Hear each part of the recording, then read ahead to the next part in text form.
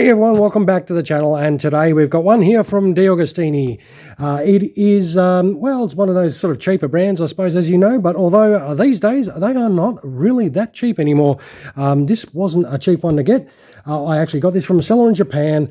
It is brand new, as you can obviously see, and it is a Kawasaki Ki-45 Toryu, and I think that translates to Dragonslayer. I probably butchered the saying of that.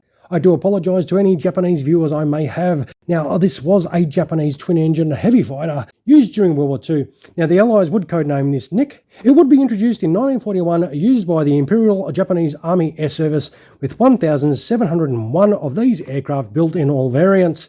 It would be used in a similar fashion, like the Germans used their Bf-110s, as these twin-engined heavy fighters also suffered the same fate. When facing single-engine fighters in combat, they did perform a lot better, say, in the bomber, interceptor and night fighter roles, because the single-engine fighters would decimate these heavy fighters quite easily. Now, of course, these were used by Japan until the end of World War II. Now, only one Ki-45 remains today, and that is held at the Smithsonian Institute in the United States. Now, let us get this. It is in the usual sort of box, so you've just got to get this out. So we'll get a blade out. We haven't had one of these for a while.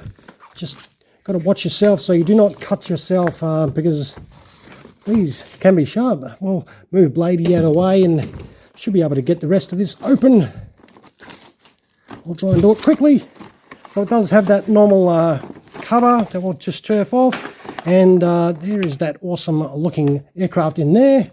It does come with the magazine as well, so obviously in Japanese, but it does, well, have a lot of writing, but it does have some cool pictures.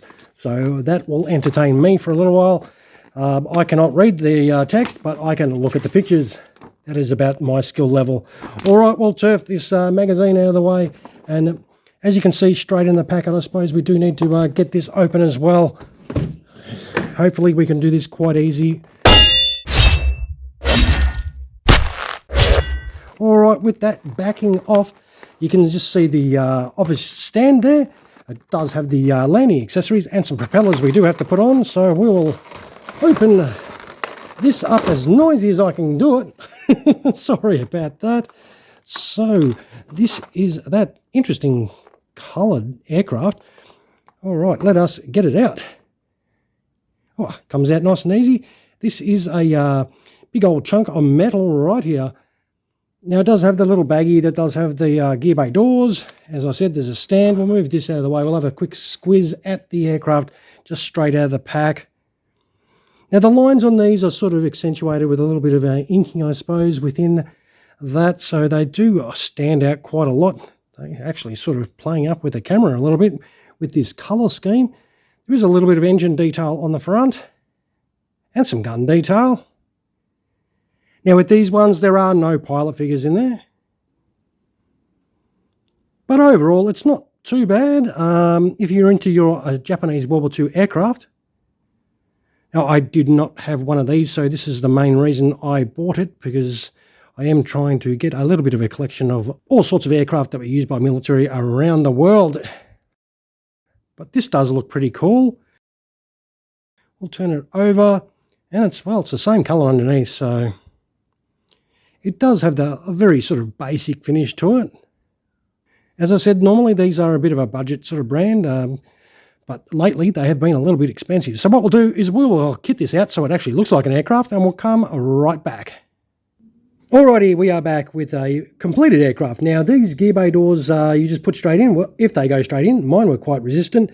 There is a tiny little retracted tail wheel sort of thing that you do put in there. And of course, you put the propeller blades, which do spin nice and freely. You can blow them easily, and they are, fine to spin.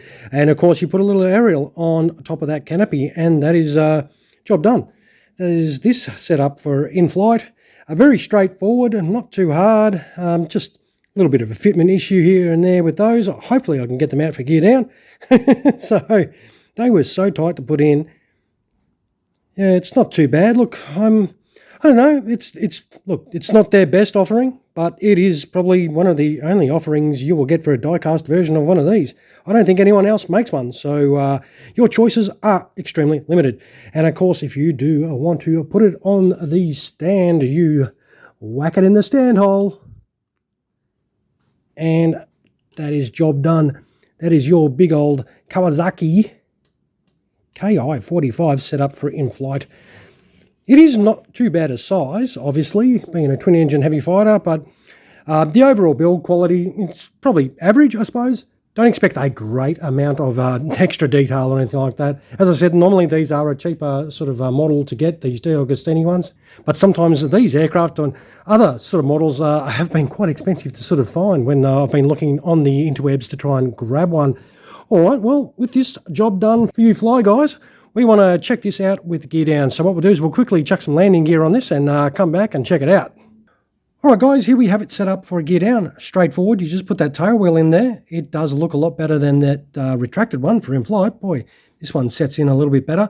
And then you've got the front here that you put a couple of gear bay doors in the open position and then drop your main landing gear into its position. The wheels don't roll. You do that same deal on either side. They don't push in very well. You could probably trim them, but I like to do these videos this is how you will pull it straight out of the box and put it together. So if there is any little fitment issues, this is what you will have to sort of rectify if you want to get it to fit a bit more flushly, which is no big deal. You just have to trim their little tabs a little bit so they can push in all the way properly. But overall, it's not too bad. We'll put it on the deck and see how she sits. Beautiful. Propellers spin awesomely. That is probably the best feature of the aircraft. But look, as I said, there is not going to be many other manufacturers or probably any other manufacturer. This is all you've got is the offering from DeAgostini, I'm pretty sure. I'm happy to be corrected, so if you know anyone who makes these, feel free to drop that in the comments below too.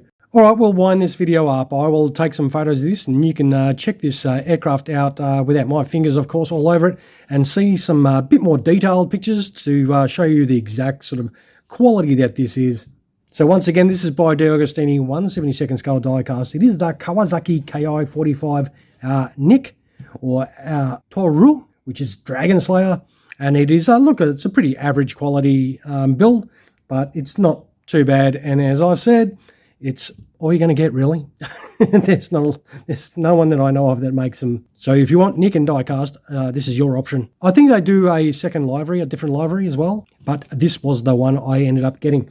Alrighty guys, thank you so much for spending your valuable time, of course, watching another one of our videos. If you enjoyed this or the video or anything, feel free to do that somewhere down there. And always feel free to subscribe to the channel if you're watching and you have yet to do so. Alright everyone, thanks again, and you all have a fantastic rest of your day. Cheers.